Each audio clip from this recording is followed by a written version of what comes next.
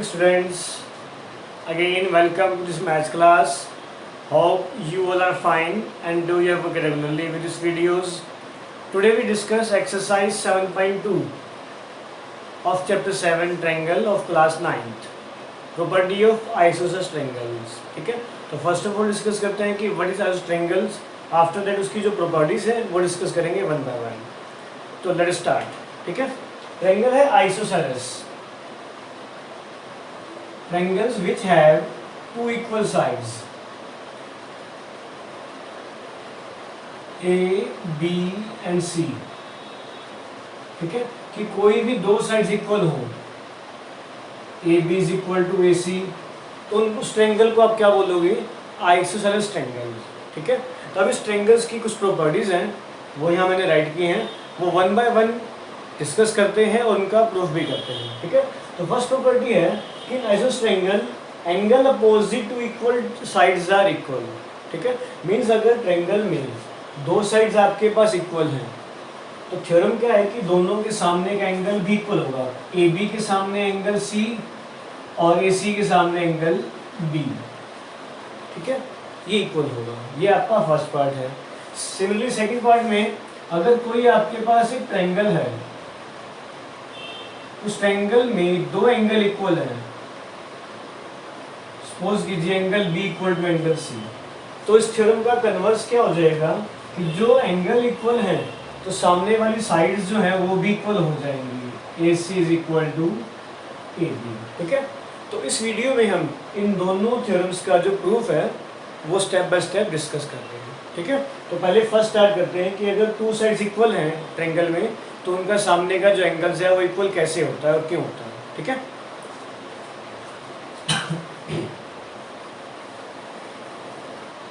तो first of all आपने कोई ट्रायंगल बनाई,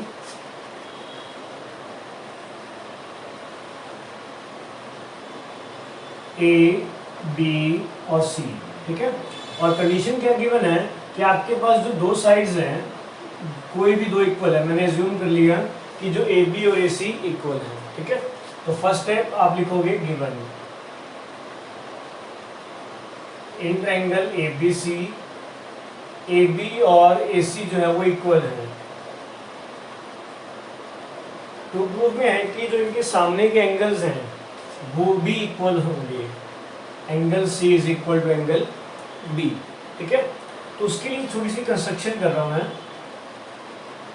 कि आपने जो अभी तक कंसेप्ट किया है 7 चैप्टर में, आप ट्रायंगल्स कॉन्ग्रेंट करते आ रहे हो. तो यहाँ सिंगल ही ट्रायंगल है, सिंगल ट्रायंगल को आप कॉन्ग्रेंट नहीं कर सकते. ठीक है, तो उसके लिए मैंने कंस्ट्रक्शन की, draw angle bisector of angle A, कि यहाँ से आपने एंगल ए का बाइसेक्टर ड्रॉ कर दिया which intersect B C at point D. Clear कि आपने ए बी सी ट्रायंगल थी, उसमें ट्रायंगल कॉन्ग्रेंट करने के लिए आपने इस एंगल का बाइसेक्टर कर दिया. मीन्स ये दोनों एंगल आपने इक्वल एज्यूम किए बाय कंस्ट्रक्शन. ठीक है, अब इन दोनों ट्रायंगल्स को कॉन्ग्रेंट कीजिए जैसा कि आप 7.1 में करते आ रहे हो. तो सबसे पहले आप लिखते हो ट्रायंगल का name. In triangle A B D और triangle A C D, means इन दोनों ट्रायंगल्स को आप कॉन्ग्रेंट कर दीजिए. और जो सीपीसीटी यूज करते हो 7 चैप्टर में, उससे आपके आंसर्स आ जाएंगे बी इज इक्वल टू सी. ठीक है, कैसे आएगा वो यहाँ देखिए. अब ए बी सी और ए बी डी और ए सी डी को मैं कॉन्ग्रेंट कर रहा हूँ. तो फर्स्ट ऑफ ऑल आप लिख दो A B is equal to A C. ये आपको गिवन है. क्लियर हुआ? उसके बाद ये एंगल भी आपके पास है, angle B A D is equal to angle C A D. ये आपने किया बाय कंस्ट्रक्शन. और दोनों फिगर में, दोनों ट्रायंगल में ए डी कॉमन है. A D is equal to A D common. तो यहाँ आपकी जो दोनों ट्रायंगल्स हैं वो कॉन्ग्रुएंट होगी विद द रूल। अब रूल लिखिए तो डायग्राम में देखिए, साइड एंगल साइड, ये जो AD है वो दोनों में ही कॉमन आ रही है, तो रूल हो जाएगा आपके पास साइड एंगल साइड। अब साइड एंगल साइड से आपने ट्रायंगल कॉन्ग्रुएंट कर दी, ठीक है, तो जो रिमेनिंग पार्ट है वो भी क्या हो जाएंगे, equal with the help of CP तो मैंने क्या लिख दिया, इस ट्रायंगल का एंगल B और इस ट्रायंगल का एंगल C वो भी इक्वल होंगे CP। ठीक है, तो ये आपकी फर्स्ट थ्योरम का प्रूफ है कि in isosceles triangle angle opposite to equal sides are equal. अब इसको यूज भी आप कैसे करोगे, सिंपल ये वर्डिंग राइट करोगे, ठीक है, जैसे AB is equal to AC है तो आप लिख दोगे angle C is equal to angle B, ठीक है।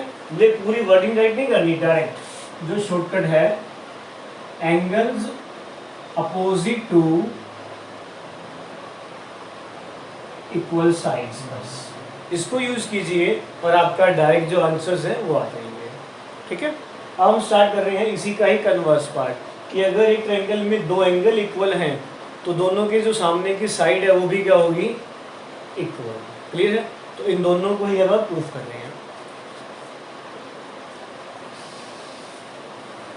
वो भी ऐसे ही होगा, बस थोड़ा सा चेंज करना है ताकि जो आपकी ट्रायंगल्स कॉन्ग्रुएंट है वो थोड़ी सी इजीली हो जाए।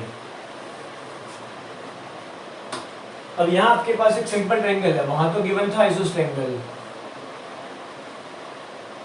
ABC। अब जो गिवन है इन ट्रायंगल ABC आपके पास टू एंगल्स इक्वल है, ठीक है, तो कोई भी आप एंगल एज्यूम कर लीजिए, जैसे मैंने B और C, एंगल B और एंगल C को मैंने इक्वल ले लिया, ठीक है। अब प्रूफ क्या करना है, triangle ABC is isosceles triangle. ये आपको शो करना है कि जो ट्रायंगल है ABC वो आइसोसेलेस ट्रायंगल है, मींस इसकी टू साइड्स हैं वो इक्वल होंगी, ठीक है। तो उसके लिए भी थोड़ी सी कंस्ट्रक्शन कीजिए कि आपने ट्रायंगल कॉन्ग्रुएंट करनी है, पर यहाँ सिंगल ट्रायंगल है, ठीक है। तो कॉन्ग्रुएंट में क्या कर रहा हूँ, यहाँ से कॉन्ग्रुएंट करने के लिए draw perpendicular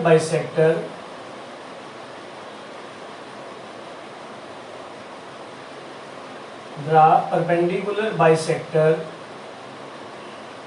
of BC from point A।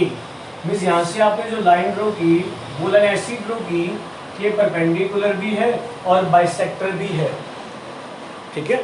Means दोनों एंगल परपेंडिकुलर 90 डिग्री हैं और BD कुल CD है बाय कंस्ट्रक्शन, ठीक है। अब इस ट्रायंगल्स को आप कॉन्ग्रुएंट कर दीजिए जैसा कि पिछले कंसेप्ट में किया है प्रूफ। सबसे पहले राइट करोगे ट्रायंगल्स के नेम, इन ट्रायंगल ABD और ट्रायंगल ACD, ठीक है। यहाँ मैं राइट कर रहा हूँ angle B is equal to angle C, ये आपको गिवन है।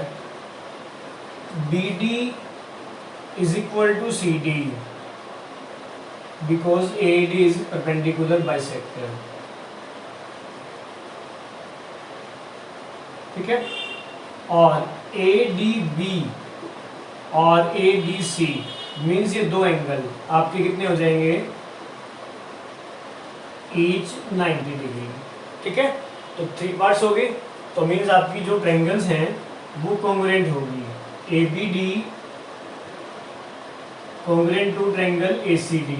अब जो रूल है वो डिसाइड करोगे फिगर से, एंगल साइड एंगल मीन्स ये साइड्स इक्वल होगी, तो रूल हो गया एंगल साइड एंगल। तो आपकी जो बाकी पार्ट्स रह गए साइड्स और एंगल्स वो भी क्या होंगे, इक्वल। तो मैंने यहाँ से राइट किया AB is equal to AC by CPCT। तो अगर दो साइड्स इक्वल हैं तो ट्रायंगल का नाम क्या हो जाएगा, isosceles. So triangle ABC is